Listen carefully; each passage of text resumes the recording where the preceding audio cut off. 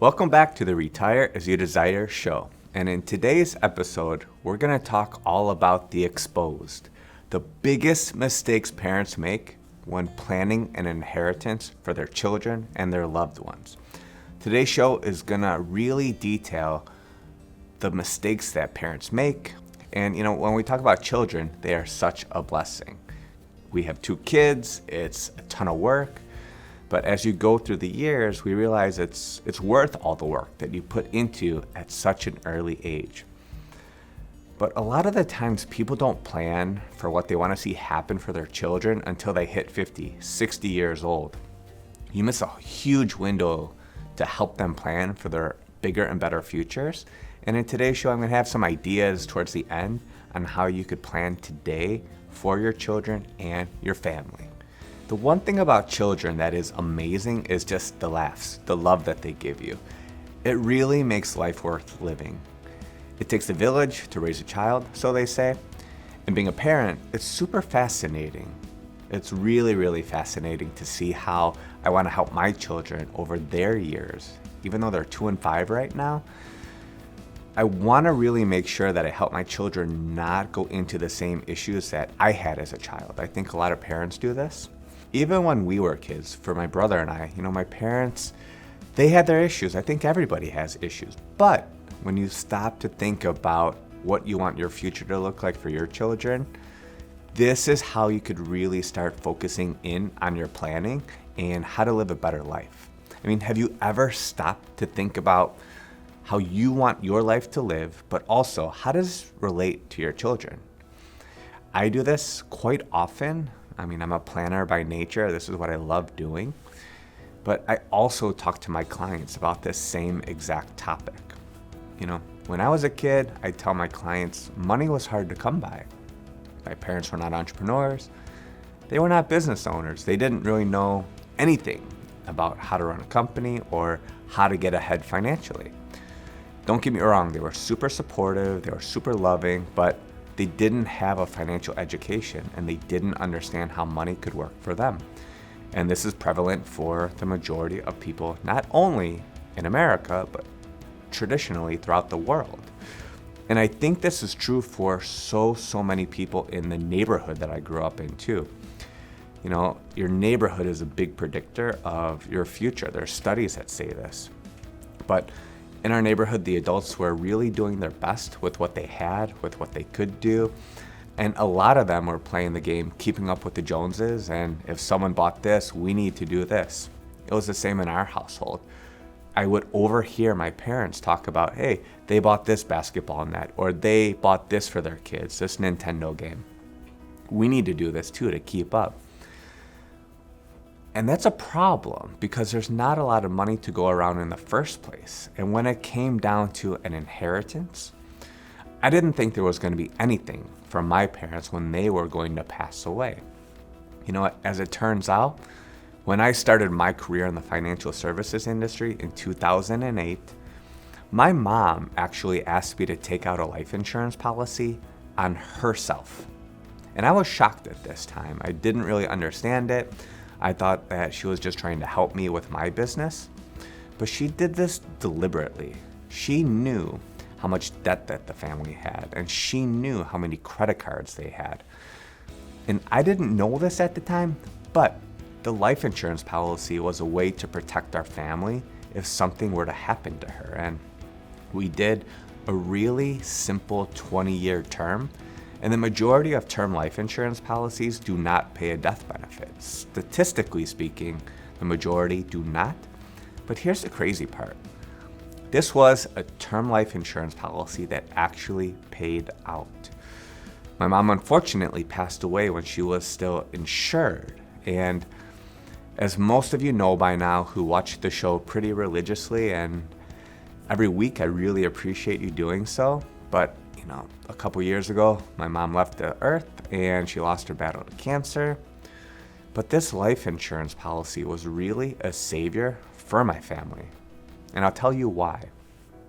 I really couldn't believe that this $500,000 life insurance policy was going to really help pay off a lot of my parents' debt, pay off other debts, and I just couldn't believe that a policy that I wrote was for someone who I cared about so much, and it really helped out my family. And she was actually thinking into the future, and that was not her strong suit. But she planned this, not necessarily her sickness, but she wanted to make sure that if something were to happen to her, that the family wouldn't be left stranded. And being in the business for over a decade and a half now, these insurance proceeds were just a huge benefit for my family. But it was such an abstract situation because it was my mother, it was our family. And dealing with this was not easy.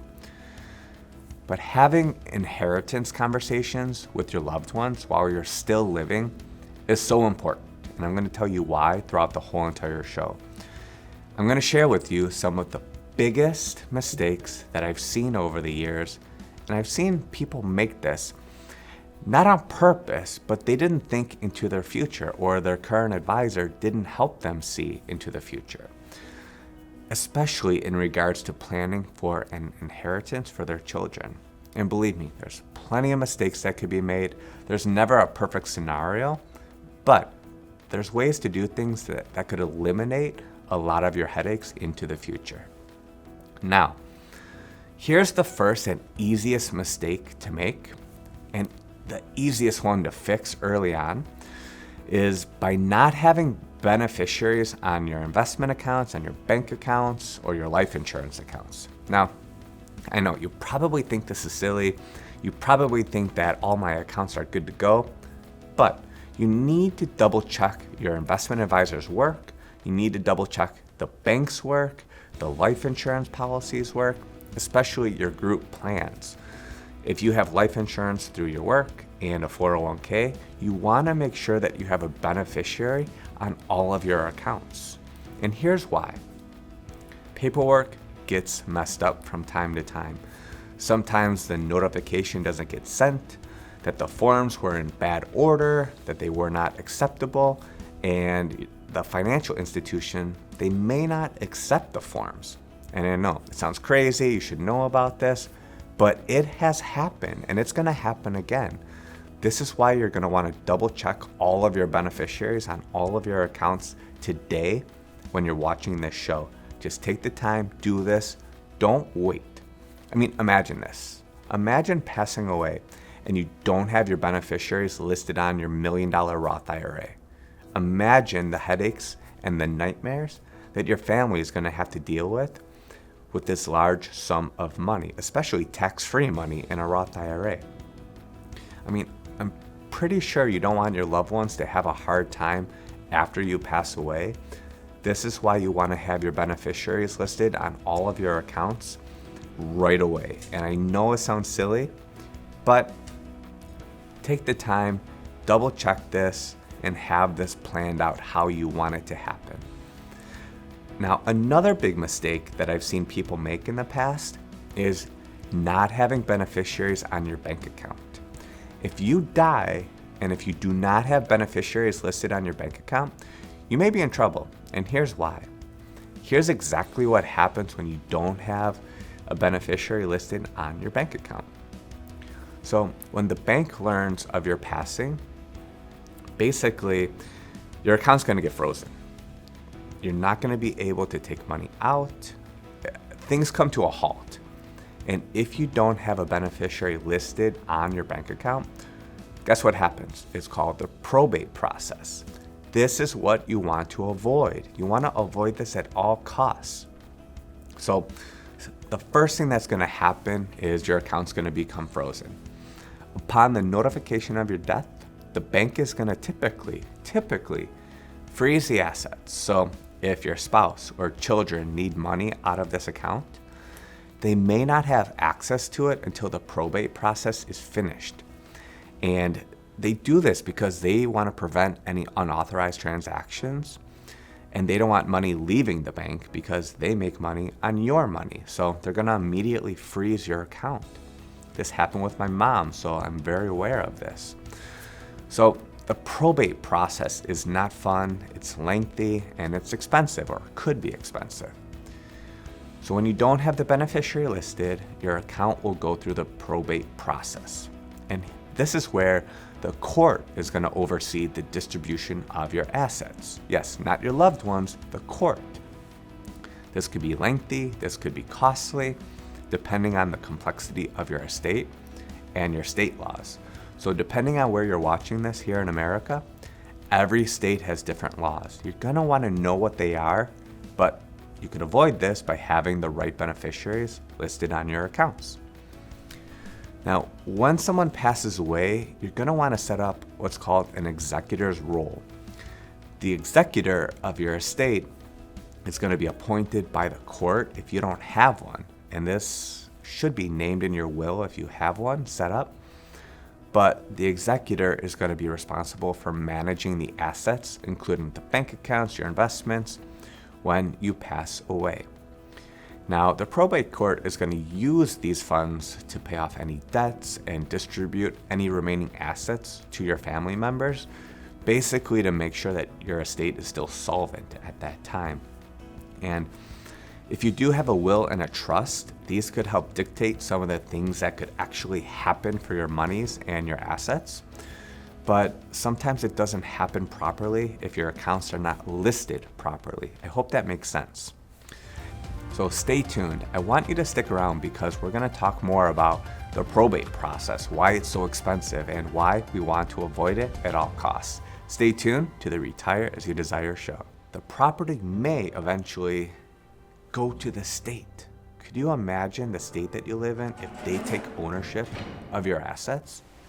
This happens. You can still get it out of the state, but you have to know what type of asset it was. You have to know, God forbid, if someone passed away, where their monies were at.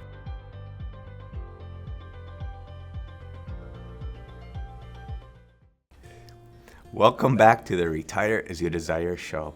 Today's episode is all about the mistakes that people make when planning an inheritance for their children, for their loved ones, even for their charities. And where we left off from the last segment is what happens when your assets or your dollars go into probate. And this is something that we want to avoid. This is something that can easily be avoided if you have your will set up or if you have the right beneficiaries listed on your accounts, specifically your bank account. We were talking about what happens if your bank account gets frozen because you pass away and you don't have a beneficiary listed on your account. I've seen this happen before, and it's not something you want to go through. Your loved ones are going to have a big headache to deal with, and also it's super stressful. When your bank account gets frozen and when the bank account goes into probate, the court is going to appoint someone to be the executor. And guess what? You don't have a choice after you pass away. Here's what happens if the court appoints someone who, let's say, has a gambling problem or an addiction problem. Imagine that. Your hard-earned money is going to be left up to someone who may fool the court or may fool the judge. They don't know your children. They don't know the people in your family. Now, if the courts were to appoint someone, they have what's called an intestate succession. If you do not have a will and you don't have beneficiaries listed on your bank account, the distribution of your assets, including your bank account, is gonna follow the state's intestate laws. Now, each state's gonna be different, so this is not a blanket recommendation, or this is not something that's true for every state in America. But when these laws vary so much, you want to prioritize close family members to handle your estate, such as a spouse or your children. But if you have multiple children, the thing is you want to appoint someone. You want to choose one who you trust the most to do the right thing for your family. And let's face it, things get tricky. Money really has a lot of negative effects when people think they're owed things, or I've seen family issues before. This could cause potential delays and costs, especially from a probate standpoint. Typically, the probate process, it could be very time consuming, and it may involve legal fees. So it's going to cost you money just to get this set up. And this could reduce the value of your estate. And why go through this? You're basically leaving the decision up to the courts to choose whomever they think is best for your best interest to handle your estate. Don't leave it up to the courts. You make the decision while you're alive. This is true for your bank accounts, your hard-earned investments, even your house. Don't leave it up to the courts to decide where your money goes. Really get your paperwork right, get your paperwork in order. Call your financial advisor today, do a beneficiary check. We do this with our clients. It's very easy and simple to do this. It's just a phone call. But make sure that your money goes to the people who you want to if something were to happen to you. And you don't want to wait until you become sick to start this planning. You don't want to wait. And here's one last tip. You can also add a payable on death, or it's called a POD designation. This allows the funds in your bank account to bypass probate and go directly to the named beneficiaries on your account. So if you want to have a specific scenario happen where maybe one child receives more money than the other, you could do a payable on death designation for your accounts. But please don't make this simple mistake by not having beneficiaries listed on all of your accounts. And by not having the right beneficiaries on your accounts, this could really be a big mistake, and it could cost you and your family a lot of money, a lot of time, and headaches. It could all be avoided. If you die without a will, this is something that we definitely need to discuss and address on today's show. And if you own a home, the distribution of your property is going to be governed by the state intestate succession laws again. Your home is probably worth maybe a couple $100,000, maybe a couple $1 million. Imagine if you don't have a will and have someone appointed to be your estate successor. This is going to be a big, big mess.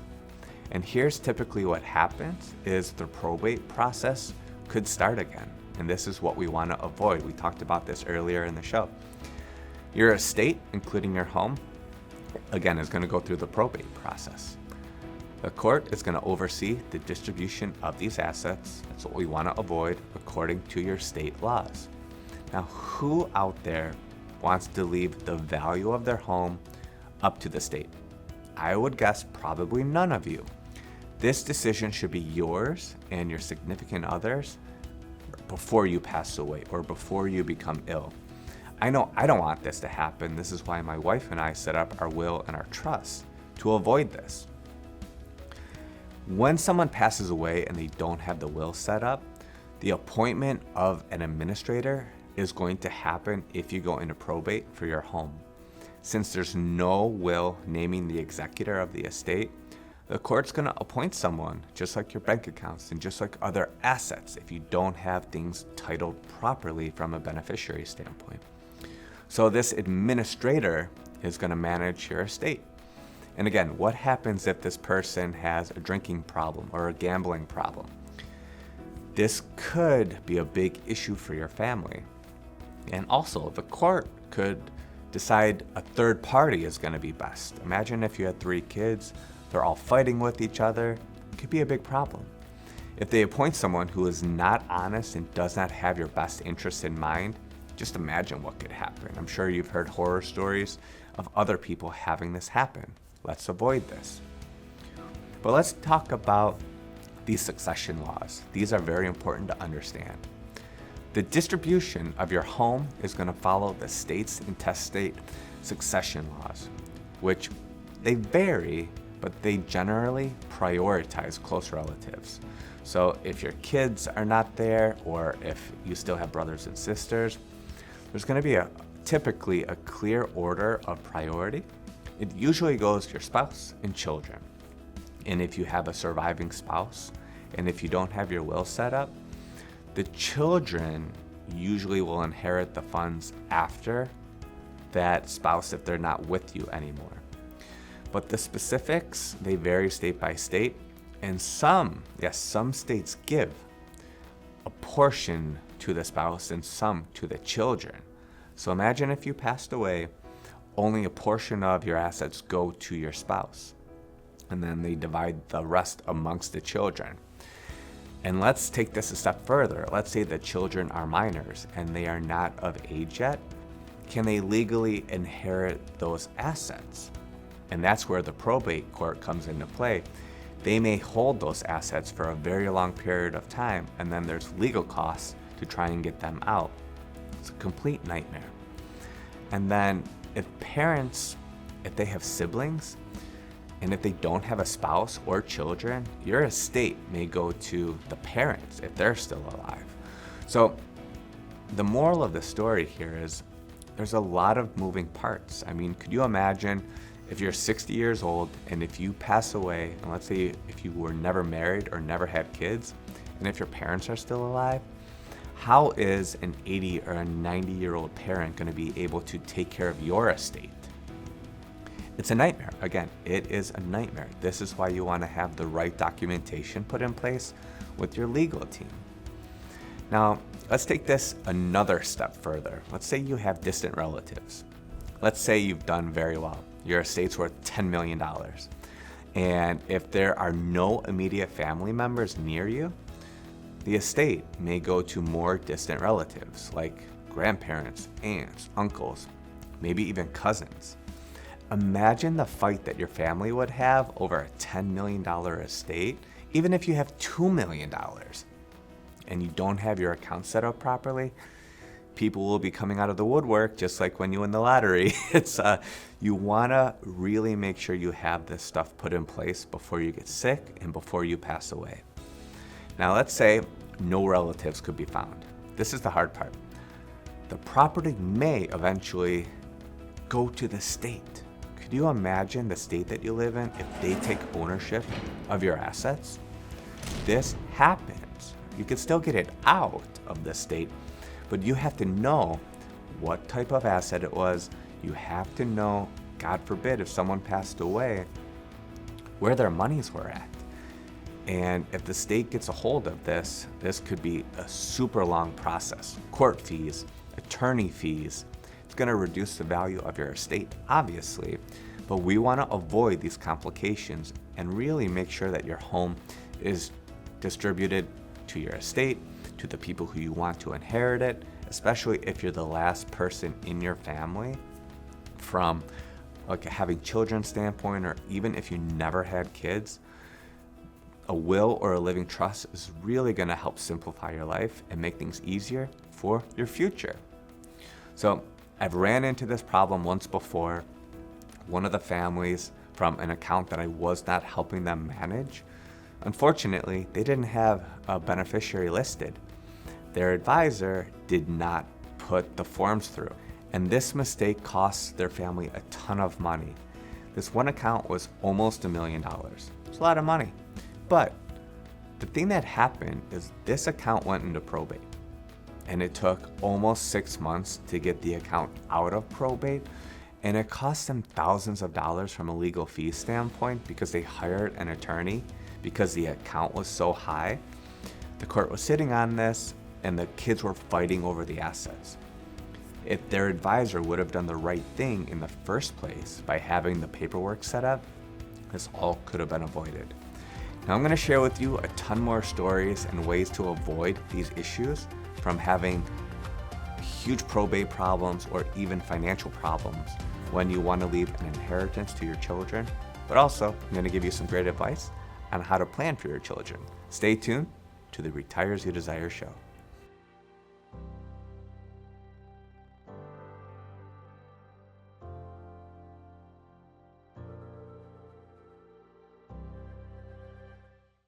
Welcome back to the Retire As You Desire show.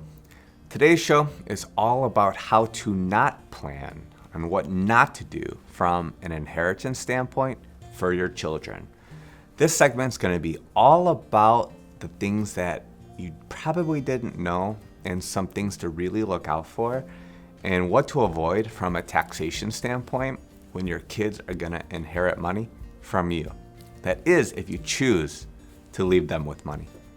So, not knowing the taxation of your investable assets when you die is a problem. It's a huge problem. I'm going to give you a very simple recap right now as to how investments are taxed when people pass away. Now let's start with a pre-tax dollar, and what I mean by this is a 401k or a traditional IRA. This is what the industry calls the tax torpedo. This is a lingering tax problem if you're not aware of it, so stick with me here. This is like the most unknown segment from a taxation standpoint, and the biggest issue to try and avoid from now, probably 30 years into the future. Now, just recently, the tax laws changed with pre-tax inheritance monies. So what I mean by this is if you pass away and if your children or your relatives or basically any person who is not your spouse listed as your primary beneficiary, then you could be potentially giving away 30 to 50% of your hard-earned money to the government. And this is not a joke. This is not an over-exaggeration either. Here's what's changed, and here's how you could avoid losing this large sum of money to the government because of improper tax planning when someone passes away. So in today's current tax law situation, if a non-spouse is going to inherit a traditional IRA or a pre-tax 401k, so basically your money hasn't been taxed yet, here's what's going to happen. The beneficiary, meaning your children or your brother, your sister, aunt, and uncle, they must withdraw the whole entire investment account within a 10-year time frame. The way that things used to be is they had their whole entire lifetime to stretch out payments for your account. And let's say if your children, if they do not comply with the rules, then the government is going to penalize them. This is what we want to avoid. And this is my thought on this. So I think that the reason for this tax law change a couple years ago is because the government, they're looking for new ways to tax pre-taxed 401k and IRA money. And the government is running a deficit, so they're looking for ways to tax people and create tax revenue. They are a business, it's not a non-for-profit. And there's approximately $40 trillion, yes, 40 trillion of untaxed 401k and IRA money, that's pre-tax traditional IRA money, that the government could easily make a new tax law change and increase the amount of taxes on these withdrawals. So this is the tax torpedo, what our industry is calling the next big tax problem. And the old tax laws were much more favorable. Let's say if you had a $100,000 account that you inherited from your mother or your father when they passed away. Basically, you did a small distribution. It might be $1,000 a year or $800 a year on this account. So you had a small taxation on this every single year, but it didn't really diminish or put you into a new tax bracket probably. And basically, because you got to take a small withdrawal every year, the account was still compliant with the IRS, but it didn't have a huge tax impact on your dollars.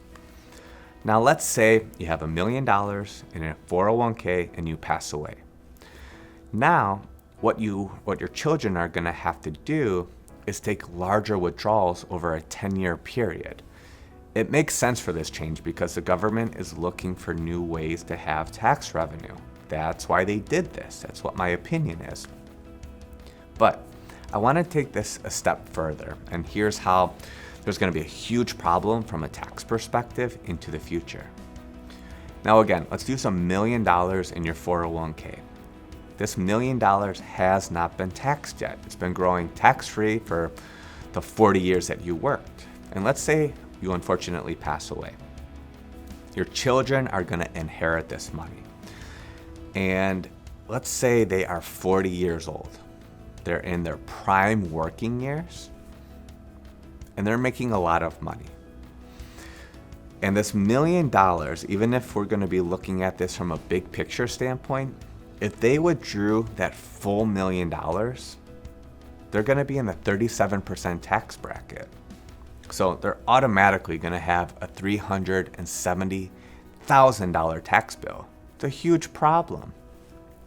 And even if you're in the 37% tax bracket and you withdraw $100,000 from this pre-tax retirement account for 10 years, that same amount, that $37,000, is going to be your tax bill. And this is what you're going to pay in taxes.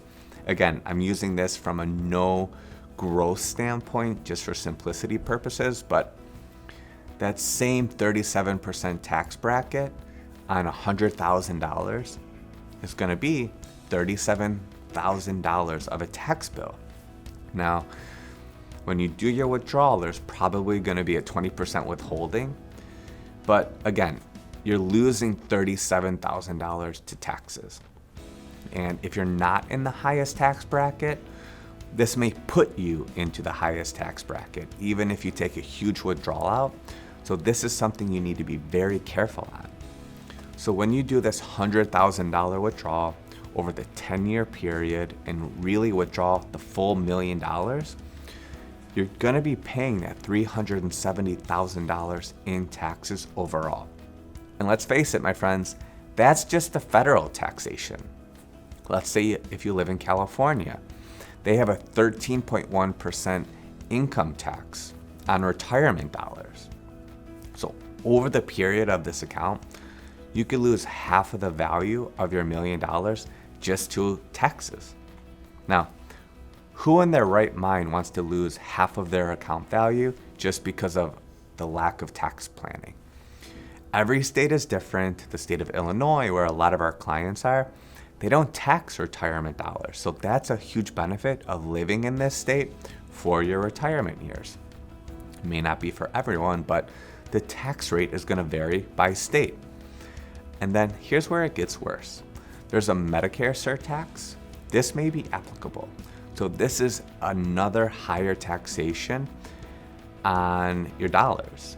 So that $1 million, you don't have the $1 million. It may look great on paper. You may only have 70% of that money or 50% of that money after your 10-year period because of these new tax laws. And let's say that you're under 59 and a half and you're worried about inheriting pre-tax money from your parents. Here's the thing, you're not gonna have a 10% penalty when you do an early withdrawal because this is an exception.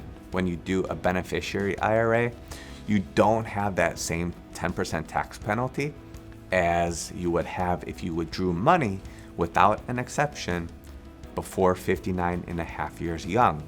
So to get a precise understanding of your tax liability, really consider any additional taxes or penalties, and really it's a great idea to consult with your tax professional, your accountant, your financial advisor to put plans into place so that your kids don't lose half of their inheritance just to taxes. I would hate to see that happen for you and your family. Now, let's pretend that your kids are going to inherit that same $1 million again. We're going to use that as the benchmark here. Let's say that they didn't take out withdrawals for the first 9 years of the account. And in the 10th year, they have to take out the whole entire withdrawal. Now, let's say that their account grew to, let's say $2.2 million because the money was invested well.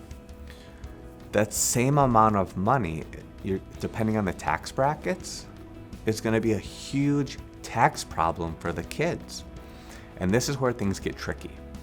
If that account grew to $2.2 million and they withdrew the whole entire amount, here's where things could really take a turn for the worse for the kids. If they don't do a tax withholding on the money, they could have $1 million tax bill on their hands, just depending on their state and the federal income taxes. Oh, and here's where it gets worse. In 2026, the tax laws are changing. We talk a lot about this on the show. If the tax laws go up to 50 or 60%, that $2.2 million is immediately cut in half or more. So this is a future problem that your kids could be inheriting just by getting retirement dollars and not planning for this early on. So again, why in the world would you not want to do a better planning strategy now while you're still alive and taking advantage of hopefully a married filing jointly tax bracket filing status? Because you have a lot more benefits And I'm gonna go into why this is gonna be a great way to help plan in the next segment. These ideas are hopefully gonna save you and your family either tens or hundreds of thousands of dollars from a tax standpoint over the next 10, 20, 30 years of your life. Stay tuned to the Retire As You Desire show. The two children, the one with the unfortunate mental issue, she blew through all of the money. But here's the thing, she didn't waste it. She bought a house with the money. So she completely withdrew all of the funds because she couldn't qualify for a mortgage just because of her working situation. So she put a roof over her head. So that money wasn't entirely lost. She paid her 20% taxes from a tax withholding standpoint at the time, because that's where the tax brackets were. They change. But she had a roof over her head. But here's where things went south pretty quickly. I went to see the son, and here's one of the most unfortunate scenarios.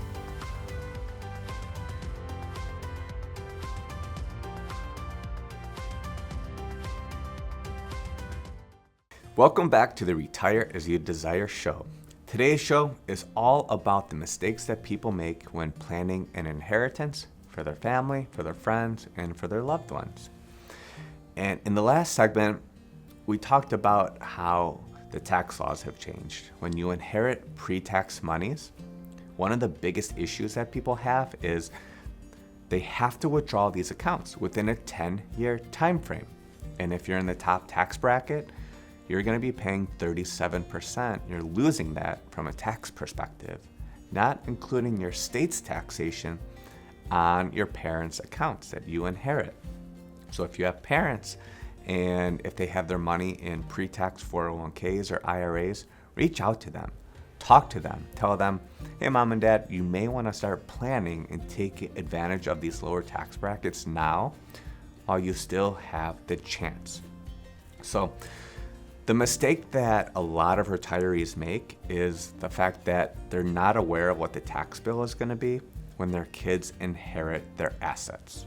And when you're married, if you have these pre-tax 401ks or IRAs, guess what? The money moves tax-free to your spouse. That's a benefit. Unfortunately, you're losing your spouse, but you have a much more favorable tax situation when you're filing your taxes married, filing jointly, rather than a single status. So when you're married, you may want to look into doing a Roth IRA conversion. This is a solution for your kids to potentially avoid paying hundreds of thousands of dollars on a tax bill on your hard-earned money after you pass away. So when you do a Roth IRA conversion, basically you move the money from a taxable state to a tax-free state. And then some people also take distributions from their pre-tax dollars and they put the money into life insurance policies because you get a multiple on your money. And this is a way to give tax-free money to your children. You could potentially keep more of your hard-earned money and potentially multiply that from a tax-free status. And what I've seen over the past, decade and a half are that many retirees are in a 12, 22, or 24% tax bracket. Now, if you're in the 12% tax bracket, you have a huge planning opportunity. You have so much wiggle room to do Roth IRA conversions that you want to talk to your accountant or your financial advisor now about this. Now, here's why. Would you rather pay a 12 or a 22% taxation on your money in your lifetime? Or would you rather have your kids lose 24, 32, or 37% or more tax on your inherited money? So to me, it's pretty obvious from a financial planning standpoint, but it really comes down to what you want to see happen for your children. And also your financial advisor, he or she would really, really, really love to help your children as well, I would assume. So plan for proper taxation on your money, but also try and take advantage of these tax brackets now because they're changing in 2026. I mean, who doesn't want to leave their children in the best financial situation possible? I know my wife and I do. That's why we do a lot of planning on an after-tax standpoint in life insurance, in Roth 401ks, Roth IRAs. So that way, God forbid, if something were to happen to us, they inherit tax-free money rather than taxable money. It's definitely a choice, and you have to choose. And if you're looking to leave your children money that has really the best benefits from a tax situation, you want to look to utilize these strategies. It could also have benefits for your estate as well from like a long-term care standpoint, especially if you're utilizing one of the life insurance scenarios. Here's why. If you do want to look at having a life insurance policy, you want to really look into the long-term care potential benefits that could be inside of your policy. This could actually help your kids get tax-free money into the future, or if you do become ill, the life insurance policy could pay out tax-free money to a caregiver or a nursing home or an assisted living facility, and that way you're not going to burn through your other assets. But you want to look to see if the life insurance policy is going to be a permanent one, and here's why. You want to have this in place for your lifetime. It's a little bit more expensive, but if you want your kids to receive tax-free money at the time of your death, the life insurance planning is probably the best way to go. If they inherit taxable money and tax-free money, the life insurance could be put in place to pay the tax bill that your pre-tax IRA may have for their future. One of my clients, unfortunately, her husband just passed away. He was an amazing guy, an amazing veteran, but she inherited about $900,000 from a life insurance standpoint. And she asked me, well, what about for my kids? So we're looking to do a $2 million death benefit for her. So that way her two kids could inherit $1 million of tax-free money each. Now, they are blessed from a standpoint that they have multiple millions of dollars saved and invested. Not everyone has that, but you don't need to leave $2 million to the kids per se. It could be $500,000, it could be $100,000. But we want to make sure that the kids are receiving tax-free money rather than taxable money in retirement. And these strategies could be a big game changer, not only for your taxation during your lifetime, because you're paying the taxes on your lower tax bill, versus your kids paying a 37 or higher % tax and losing half of the money due to taxes. Now let's talk about two other asset classes here. If you have stocks after tax in a brokerage account, and if you pass away, you're going to receive what's called a step up in basis on your account. So that means if you have gains, basically those are wiped out. Not in a bad way, it's not like they just disappear. But what I mean by that is they have the ability to have the new gains, those are now locked in.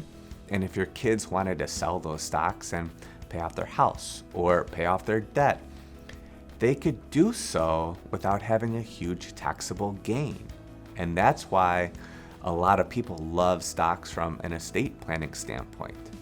So if you have stocks and if you love those investments and if you pass away, this could be a great way for your children to receive almost, I would say, tax-free money from that standpoint. And this could easily be done if you have these investments. Now, this is one mistake that I've actually seen happen that was not planned for. So I want to share with you a story with one of my clients who passed away, but his situation was not uncommon, but it was unique. So he was divorced and he had two other children. Unfortunately, his two children, one of them was having some mental issues, and it happens, that's part of life. And then his other child, his son, had a big gambling problem that not the whole entire family knew about, but this was a big problem. The way that my client had his account set up was 50% of the assets going to his wife for his second marriage, and then the other 50% was going to be split up to each child. When the children inherited the money, they both inherited almost $250,000 each. It was a little bit more than that, but here's where things went awry. The two children, the one with the unfortunate mental issue, she blew through all of the money.